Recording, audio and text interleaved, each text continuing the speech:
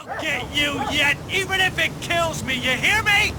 You hear me, H.P. Lovecraft? I had fallen off so many cliffs it was ridiculous. That's what you get for naming a book The Sudden Stop. It was probably good I hadn't had the chance to tell Maine where I was going. I'd have to lose the cops and find my own way to the mine. Nightingale stared through the broken studio window into the dark woods. He turned around, started to walk out, but Maine grabbed his arm. "Young man, you almost shot me. You don't shoot off rounds at people like that. What's the matter with you?" Nightingale shook his arm free, marched out. His cheeks burned with rage and humiliation.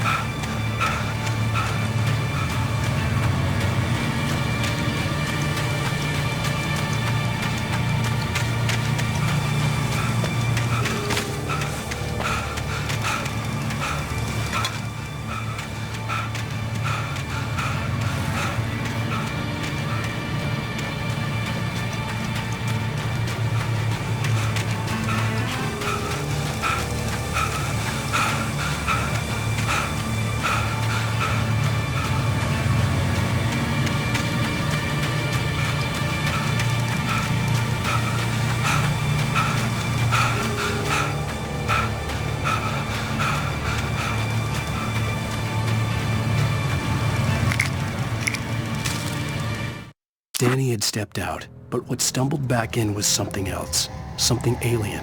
A monster. Walter tried to kill it, first with his fists, then a chair. It wouldn't die. Instead, it kept coming, unaffected by the beating it had taken. After Walter managed to kick it down the cellar stairs, fear took over. He ran, got behind the wheel, gunned the engine. The booze wouldn't make him forget, but he knew he had to try.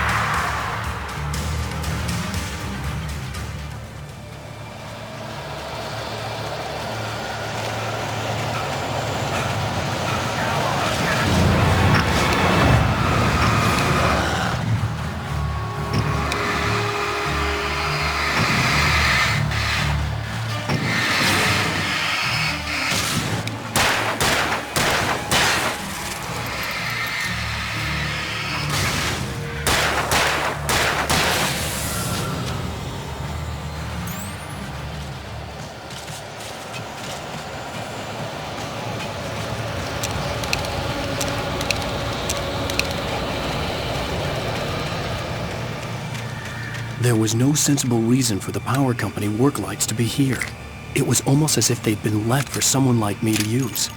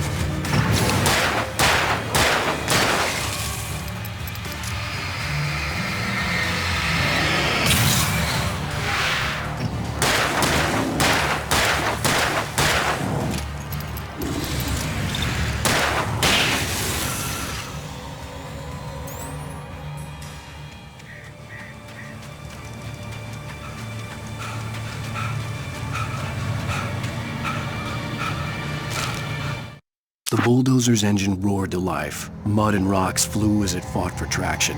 It crashed the concrete wall and landed heavily in the yard. If it were an animal, it would have shaken its head after the impact, fixed its eyes on me, and charged. Of course, it had no head, nor eyes. Shadows crawled on its form, twisting it into a monster. Then, it came for me.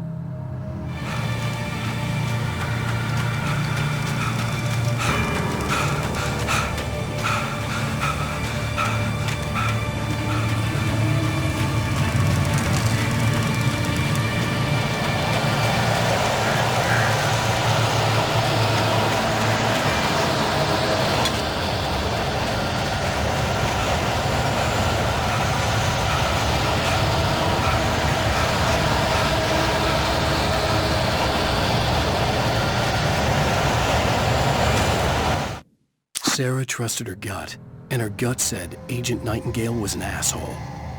He felt wrong, and it wasn't just the smell of stale booze. It was in the way he flashed his badge, pulled rank, the look in his eyes when he wanted answers. Where was Alan Wake? What was this about an accident? Where was his wife? And most importantly, why did she let Wake go? He wouldn't answer her questions. Federal business was all he'd say.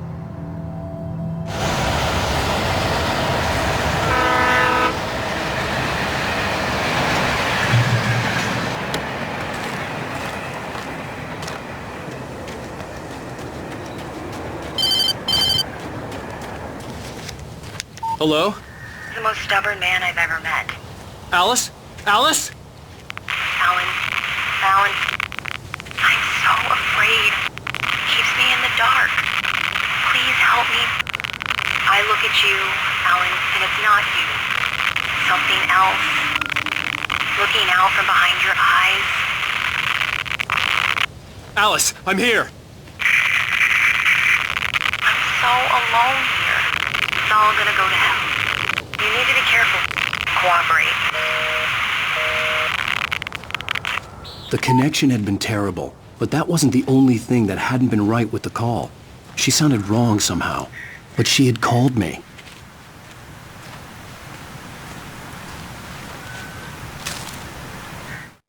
The pipe wrenched itself loose from the bridge's steel framework. Wrapped in darkness, it floated in midair, twitching. For a moment, I didn't understand what I was looking at. The heavy object lurched at me with impossible force. I threw myself out of the way, but just barely. When I turned my flashlight on it, it shook in a dark rage before it flew at me again.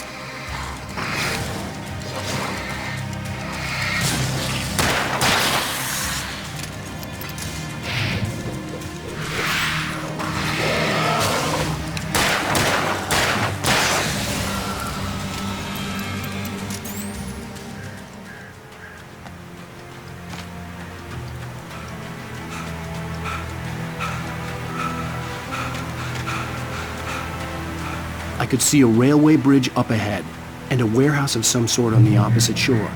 I hoped I could find a car from there.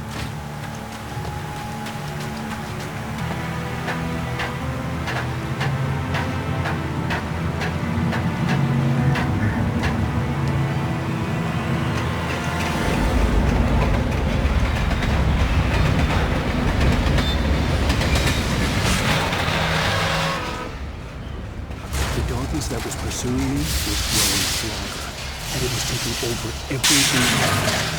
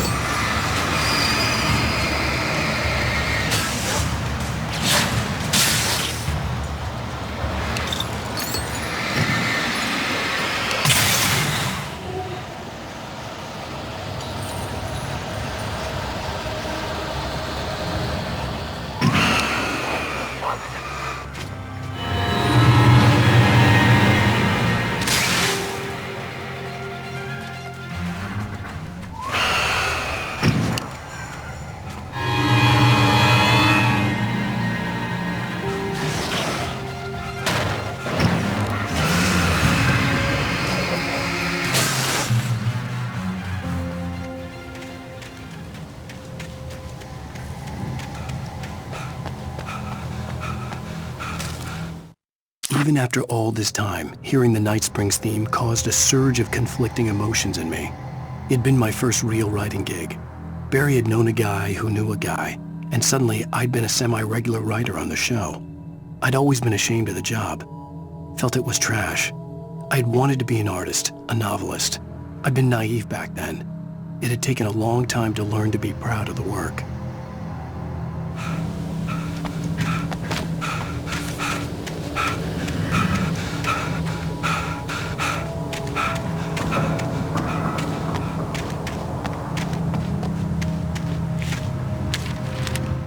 I slammed the door shut right in his smug face. He pleaded for me to open the door. True to form, the asshole actually thought I would obey. I had no sympathy left, no guilt either, not for him. I took a moment to savor the scream. I bet I had a smile on my face. It was all that I had time for. The dark presence was inside the lodge with me.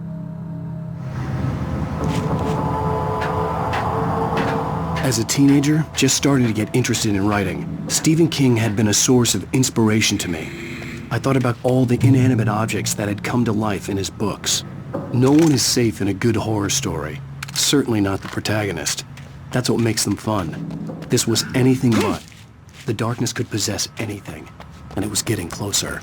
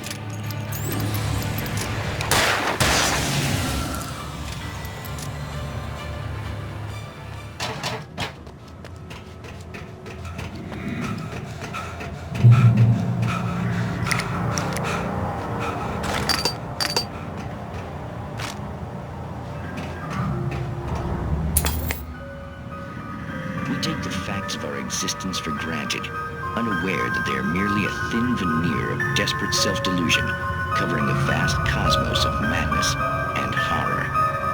All too often, the stars are right. In Night Springs. Tonight's episode, A Family Occasion. Journalist Alvin Derleth's trip to study the local customs of an insular community in Night Springs has been less than successful. Until tonight. Well, I'm glad you changed your minds about this. Ancient customs, local mythology. My editor loves this kind of stuff. Well, Mr. Derleth, we don't want to feel like we're on exhibition. But you have demonstrated the seriousness of your intent. Oh, I am serious. Really, just do your thing. I'll stay out of your way and observe. Actually, I thought you could assist us. I'm afraid we are a man short. It would provide you with an intimate perspective. Could I really? Of course, Mr. Derleth. Well, I guess that's the least what would I have to do? Oh, here. Let me show you with a kiss.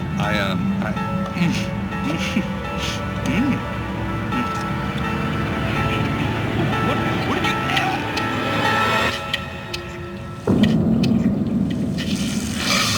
Oh, Mr. Derleth, you have well pleased Nixie Perka, the dweller in flesh. Your body shall host his 1,000 young, and all shall be glory.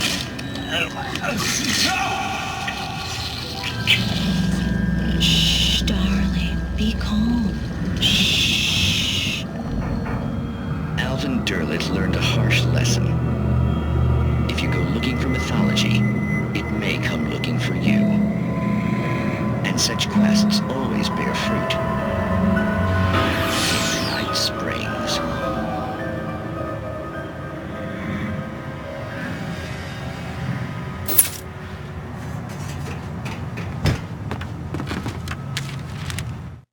The darkness surged towards me, sucking everything loose from the ground into its depths, tugging at my clothes. I saw the flare the kidnapper had dropped and threw myself towards it just as I felt my feet leave the ground. The darkness embraced me with the force of a tornado. Somehow I managed to light the flare. The darkness roared and cast me away. I fell toward the dark waters of the lake far below.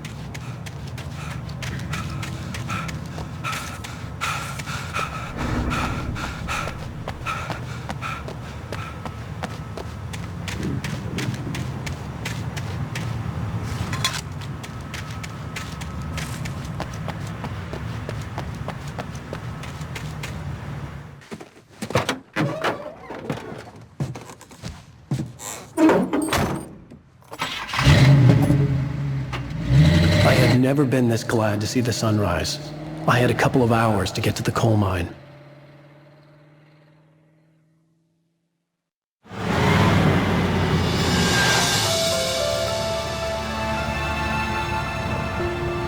The coal mine wasn't far now.